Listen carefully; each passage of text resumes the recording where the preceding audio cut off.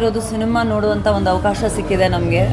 ಗುರಿ ತುಂಬ ಖುಷಿಯಾಗುತ್ತೆ. ಯಾಕಂದರೆ ಯಾವತ್ತೂ ಒಂದು ಹೊಸ ಪ್ರಯತ್ನ ಮಾಡಿದಾಗ, ಒಂದು ಸಕ್ಸಸ್ ಸಿಕ್ಕಿದಾಗ, ಒಂದು ಹೊಸ ಪ್ರಯತ್ನಕ್ಕೆ ತುಂಬಾ ಹೆಮ್ಮೆ ವಿಷಯ. ನಮ್ಮ ಇಂಡಸ್ಟ್ರಿಯಲ್ಲಿ, ಕನ್ನಡ ಇಂಡಸ್ಟ್ರಿಯಲ್ಲಿ ಸ್ಪೆಷಲ್ ಆಗಿ ನಾವು ಯಾವತ್ತೂ ಒಂದು ಹೊಸ ರೀತಿಯಾದ ಸಿನಿಮಾಗಳನ್ನ ತುಂಬಾ ಪ್ರೋತ್ಸಾಹಿಸ್ತೀವಿ, ತುಂಬಾ ಅಡ್ಮೈರ್ ಮಾಡ್ತೀವಿ. ಅಟ್ಲೀಸ್ಟ್ ಒಂದು ಪ್ರಯತ್ನ ಏನಾದರೂ ಪಡ್ತೀವಿ ಅಂತ. ಅದೇ ಒಂದು ಪ್ರಯತ್ನ. ಸೆಲ್ವಮ್ ನನ್ನ ಜೊತೆ ನಾನು ವರ್ಕ್ ಮಾಡಿದ್ವಿ ಒಟ್ಟಿಗೆ ಸಿನಿಮಾದಲ್ಲಿ. ತಮಿಳ್ ಸಿನಿಮಾನೂ ವರ್ಕ್ ಮಾಡಿದ್ವಿ, ಕನ್ನಡ ಸಿನಿಮಾನೂ ವರ್ಕ್ ಮಾಡಿದ್ವಿ. So he always has this vision of doing something really different. And ಆ ಒಂದು ನಾನು ಯಾವತ್ತೂ ಹೇಳ್ತೀನಿ, ಸಕ್ಸಸ್ ಆಗಲಿ ಫೇಲಿಯರ್ ಆಗಲಿ ಅದು ಆಮೇಲೆ ಬರುತ್ತೆ. ನಾವು ಪ್ರಯತ್ನನೇ ಪಟ್ಟಿಲ್ಲ ಅಂದರೆ ನಾವು ಜೀವನದಲ್ಲಿ ಏನೂ ಮಾಡೋಕ್ಕಂತ ಸಾಧ್ಯನೇ ಇಲ್ಲ. So I am very proud of Selvam. And ತುಂಬ ಖುಷಿ ಆಗುತ್ತೆ. This film has been selected in 47 international film festivals. And ದಯವಿಟ್ಟು ಈ ಥರ ಒಂದು ಸಿನಿಮಾಗಳಿಗೆ ನಿಮ್ಮೆಲ್ಲ ಪ್ರೇಕ್ಷಕರದ್ದು ಪ್ರೋತ್ಸಾಹ ಇರಬೇಕು. And I am very happy.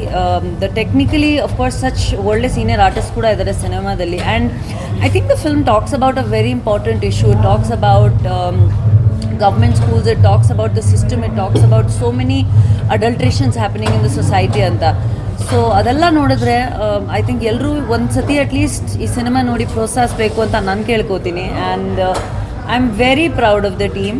And come these Young boys ಎಲ್ಲಿ ಕೂತ್ಕೋತೀಯ ಬಂದು ಯಾ ಹೊಸ ಆರ್ಟಿಸ್ಟ್ ನಮ್ಮ ಇಂಡಸ್ಟ್ರಿಯಲ್ಲಿ ಇಷ್ಟು ಚೆನ್ನಾಗಿ ಒಳ್ಳೆ ಪರ್ಫಾರ್ಮೆನ್ಸ್ ಮಾಡಿದ್ದಾರೆ. ತುಂಬ ಖುಷಿ ಆಗುತ್ತೆ.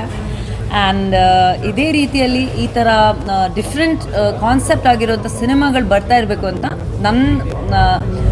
ಎಲ್ರಿಗೂ ಕೇಳ್ಕೊತೀನಿ. ಯಾಕಂದರೆ ಚಿಲ್ಡ್ರನ್ ಸಿನಿಮಾಗಳು ಎಷ್ಟು ಬಂದರೆ, ಒಂದು ಕಾನ್ಸೆಪ್ಟ್ ಇರೋವಂಥ ಚಿಕ್ಕ ಮಕ್ಕಳ ಸಿನಿಮಾಗಳು ಬಂದರೆ ತುಂಬಾ ಒಳ್ಳೆಯ ವಿಷಯ ಅಂತ. Thank you. ಸಿನಿಮಾ ನೋಡಿ ಚೈಲ್ಡ್ಹುಡ್ ಏನಾದ್ರು ಇಲ್ಲಿ ಇವನ ಹತ್ರ ಬೆಳೆ ಇದೆ ಇದಿಸ್ಕೋ.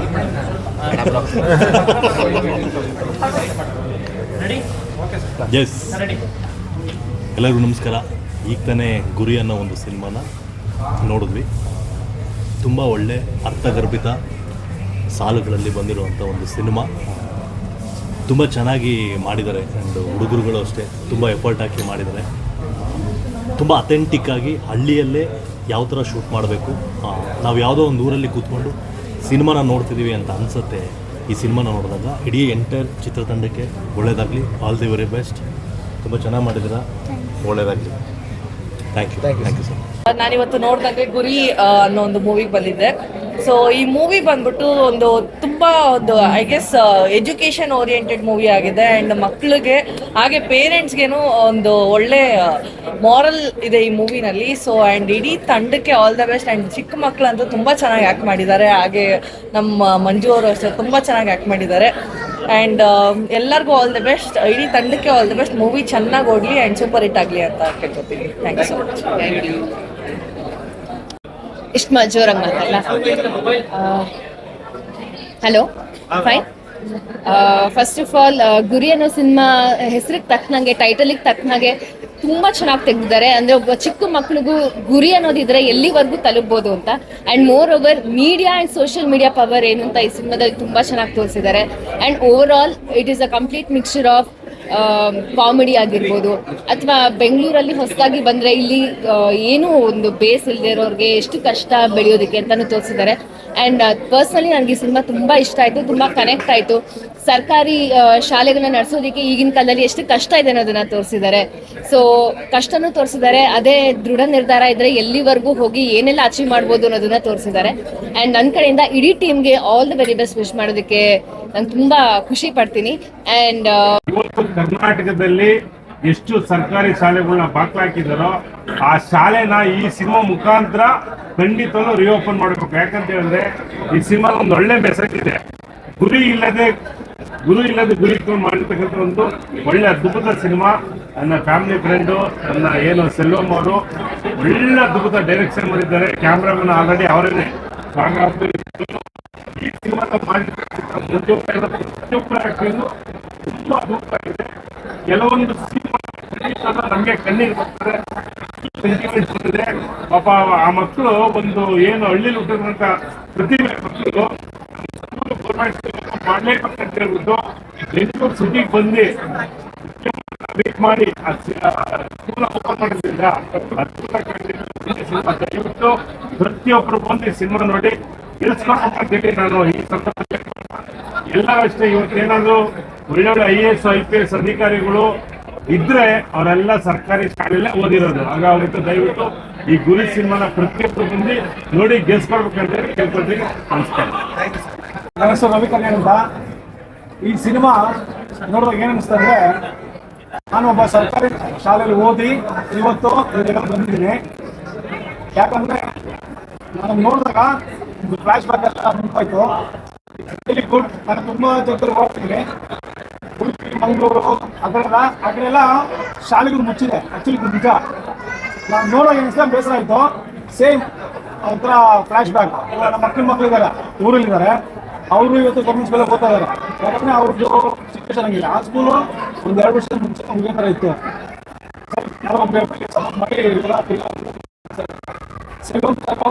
ತುಂಬ ಚೆನ್ನಾಗಿ ಮಾಡಿದ್ದಾರೆ. ತುಂಬ ದಿವಸ ಆದಮೇಲೆ ಒಂದು ಮಕ್ಕಳ ಸಿನಿಮಾ ಬಂದಿದೆ. I am so happy. ಖುಷಿ ಆಯಿತು. Thank you so much. ಸಿನಿಮಾದಲ್ಲಿ BO ಆಫೀಸರ್ ಆ್ಯಕ್ಟ್ ಮಾಡಿದೆ ನಾನು. ಇಷ್ಟು ದೊಡ್ಡ ಗಡ್ಡೆ ಇರಲಿಲ್ಲ, ಅದರಲ್ಲಿ ಸ್ವಲ್ಪ ಕ್ಯಾರೆಕ್ಟರ್ ಒಂದು ಶಾರ್ಟ್ ಬೇಡಿತ್ತು, ಬಟ್ ಕ್ಲೈಮ್ಯಾಕ್ಸಲ್ಲಿ ಇಷ್ಟು ದೊಡ್ಡದು. ಸೊ ನಂದು 2 ಪೋರ್ಷನ್ ಬರ್ತಾ ಇದೆ ಸಿನಿಮಾದಲ್ಲಿ. ಸಿನಿಮಾ ಚೆನ್ನಾಗಿದೆ. ಸೆಲ್ವಂ ಅವರು ನನ್ನ ಸಿನಿಮಾಗೆ ಆಸ್ ಎ ಡೈರೆಕ್ಟರ್ ಅವ್ರು ಕ್ಯಾಮ್ರಾಮನ್ ಆಗಿ ವರ್ಕ್ ಮಾಡಿದ್ರು. ಸೊ ಅವ್ರು ಆಸ್ ಎ ಡೈರೆಕ್ಷನ್ ನಾನು ಆ್ಯಕ್ಟ್ ಮಾಡಿದ್ದೀನಿ. ಎಡ್ಯುಕೇಷನ್ ಬಗ್ಗೆ ಒಳ್ಳೆ ತೋರಿಸಿದ್ದಾರೆ ಮಾಹಿತಿ. So cinema I think so award ಖಂಡಿತ ಬರುತ್ತೆ. ಜನ ನೋಡಬೇಕು, ಪ್ರೋತ್ಸಾಹಿಸಬೇಕಂತ ಕೇಳ್ತೀನಿ. Thank you so much.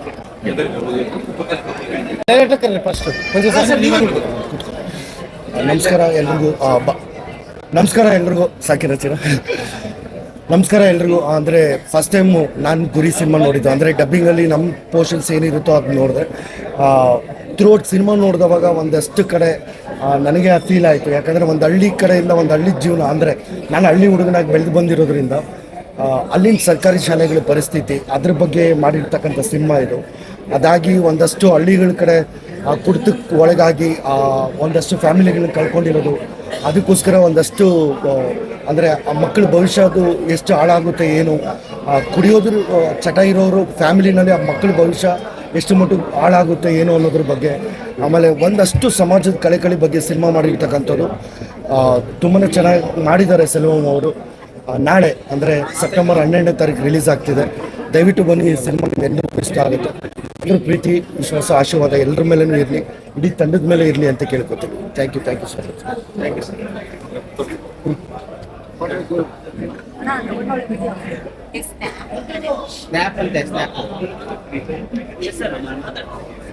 Question ಕೇಳ್ತಾರೆ, ನಾನೇ ಮಾತಾಡ್ಬಿಡಲ್ಲ. ಎಲ್ಲರಿಗೂ ನಮಸ್ಕಾರ. ಸೊ ಗುರಿ ಪಿಕ್ಚರು ನಾಳೆ 12ನೇ ತಾರೀಕು ರಿಲೀಸ್ ಆಗ್ತಿದೆ. ಒಂದು ಕಂಟೆಂಟ್ನ ನಂಬಿಕೊಂಡು, ಒಂದು ಕಂಟೆಂಟ್ ಬೇಸ್ ಮೇಲೆ ಒಂದು ಸೋಷಿಯಲ್ ಅವೇರ್ನೆಸ್ ಅಂತ ಒಂದು ಮ್ಯಾಟ್ರ್ ಇಟ್ಕೊಂಡು, ಇಬ್ಬರು ಮಕ್ಕಳನ್ನ ಇಟ್ಕೊಂಡು ಒಂದು ಸಿನಿಮಾ ಮಾಡಿದ್ದೀವಿ. ಇದರಲ್ಲಿ ಹಲವಾರು ದೊಡ್ಡ ದೊಡ್ಡ ಕಲಾವಿದರುಗಳೆಲ್ಲ ಮಾಡಿದ್ದಾರೆ.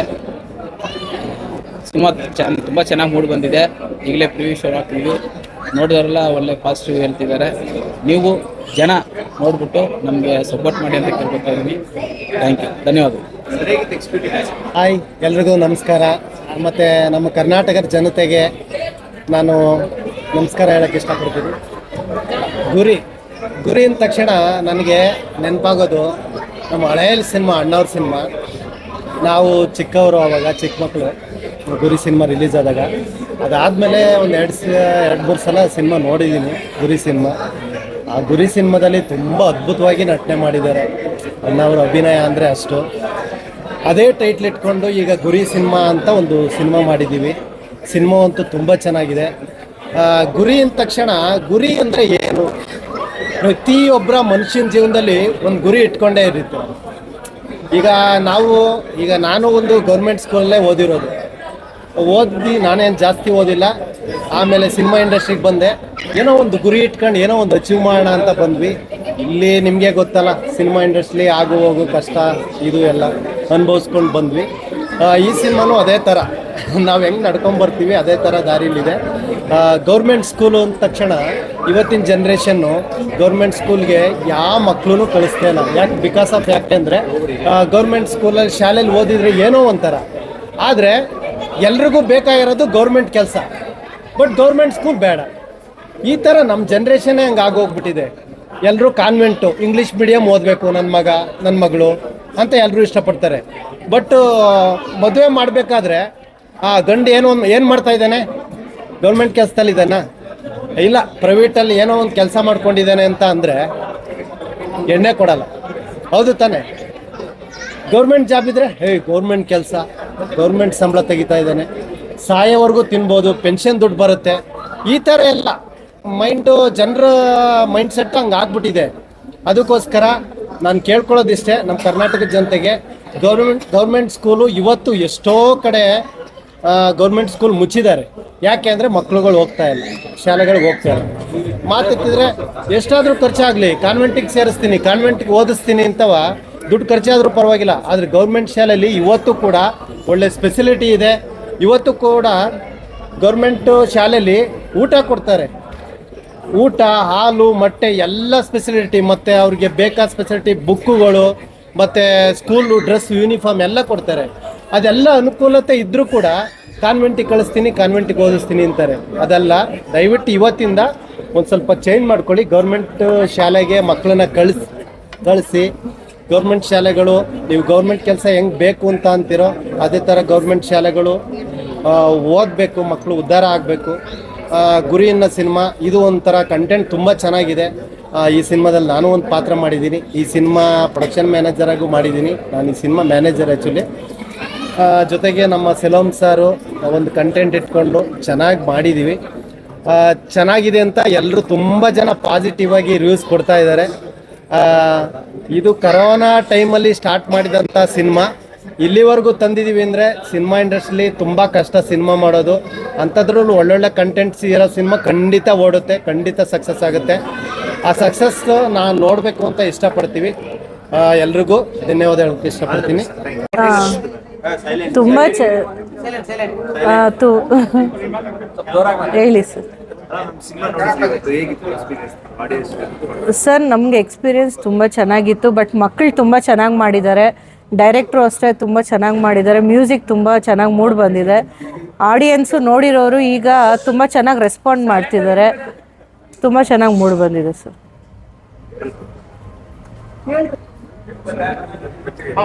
ಪ್ರೊಡ್ಯೂಸ್ ಮಾಡಿದ್ದೀರಾ, ನಿಮ್ಗೆ ಯಾವ್ದು ಟಫ್ ಅನ್ಸ್ತು ಮ್ಯಾಮ್? ನೀವು ಯಾವ ಸಿನಿಮಾ ಯಾವ್ದು ಕಷ್ಟ ಆಯ್ತು ಮಾಡಕ್ಕೆ? ಕಷ್ಟ ಅಂದರೆ ದುಡ್ಡು ಹಾಕೋದೇ ಕಷ್ಟ. ಇನ್ನು ಮಕ್ಕಳು ಚೆನ್ನಾಗಿ ಮಾಡಿದ್ದಾರೆ, ಏನೂ ಕಷ್ಟ ಆಗಿಲ್ಲ ಸರ್.